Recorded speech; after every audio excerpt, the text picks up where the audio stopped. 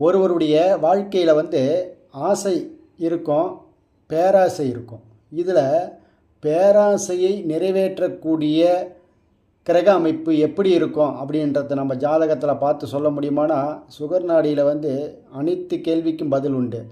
இந்த பேராசையை நிறைவேற்றக்கூடிய கிரக அமைப்பு எப்படின்னா, ராகு தன்னுடைய சுய காலில் நின்று லக்கணத்துக்கு 1, 7, 10, 4, 1, 5, 9 அமர்ந்திருந்து அதில் அதே சாரத்தில் சந்திரன் இருக்கணும். அது 3 நட்சத்திரத்தில் எந்த நட்சத்திரமாக இருந்தாலும் சரி தான். ராகு சதயத்தில் இருந்து திருவாதிரையில் இருந்தாலும் சரி, அல்லது சுவாதியில் இருந்தாலும் சரி, இந்த சந்திரன் ராகுவினுடைய சாரம் பெற்று அந்த ராகு 1, 5, 9, 1, 4, 7, 10 அமர்ந்திருந்து அவர் சுயக்கால் பெற்றிருந்தால் அந்த ஜாதகர் பேராசை அனைத்தும் நிறைவேற்றி கொள்ளக்கூடிய ஜாதகராக காணப்படுவார்.